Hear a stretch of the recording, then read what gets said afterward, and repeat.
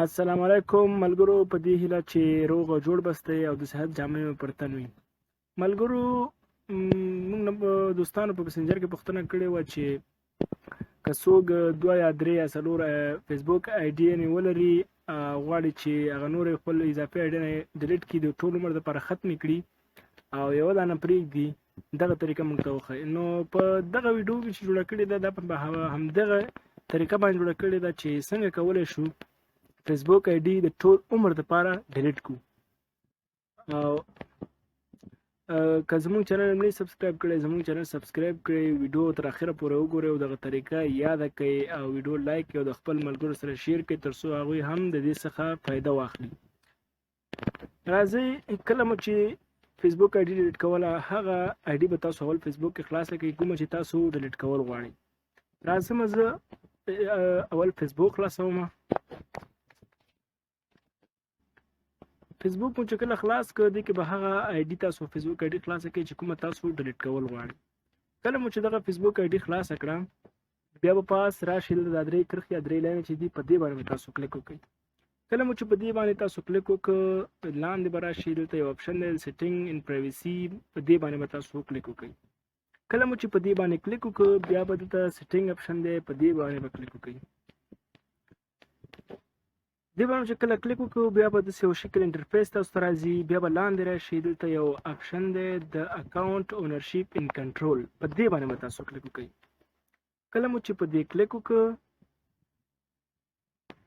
تاسو ته 2 آپشن راځي: ډیاکټیویشن ان ډیلیشن او منیجینګ یور انفارمیشن. تاسو په ډیاکټیویشن ان ډیلیشن په دې باندې به تاسو کلیک وکړئ. دلته تاسو ته بیا 2 آپشن راځي: یو ډیاکټیویټ اکاونټ دی، بل ډیلیټ اکاونټ دی. ډیاکټیویټ اکاونټ هم دغه آپشن هم کولی شي چې تاسو فیسبوک آیډي ډیلیټ کړي، خو د ټول عمر لپاره نه. او هغه د تاسو په دې کې کوم ډیټا تاسو د ویډیوګانې تاسو اپلوډ کړي وي، عکسونه وي، نور څه ډیټا هغه پاتې کېږي، پوره ډول باندې نه ختمېږي. دویم آپشن دی ډیلیټ اکاونټ، په دغه تاسو ټک مار ولګوئ او په کنټینیو ټو اکاونټ ډیلیشن په دې باندې تاسو کلیک وکړئ. کله مو چې په دې کلیک وکړو، بیا به کنټینیو ټو اکاونټ ډیلیشن په دې کلیک وکړئ. بیا به لاندې راشي، تاسو ته وایي چې که تاسو کوم میسنجر کې کوم میسیج کړي وي، کوم عکسونه تاسو سره وي، کوم شیان هم اپلوډ کړي وي، هغه ټول ډیلیټېږي. زه ورته صحیح ده، ډیلیټ اکاونټ په ډیلیټ اکاونټ باندې به تاسو کلیک وکړئ. بیا به دلته تاسو د خپل د آیډي پاسورډ ولیکئ چې کوم آیډي تاسو ډیلیټ کوئ، د هغې آیډي پاسورډ به تاسو دلته ولیکئ. زه راځم د آیډي پاسورډ لیکم. پاسورډ مې ولیکه. بیا به تاسو په کنټینیو باندې کلیک وکړئ. کنټینیو باندې مو چې کله کلیک وکړه، بیا به تاسو ته وایي کنفرم پرمننټ اکاونټ ډیلیشن.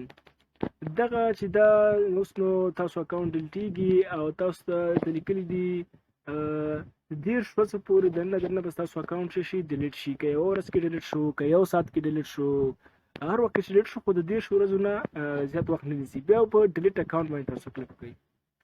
ډیلیټ اکاونټ باندې مو چې کله کلیک وکړو، بیا به لږ صبر ورته وکړئ.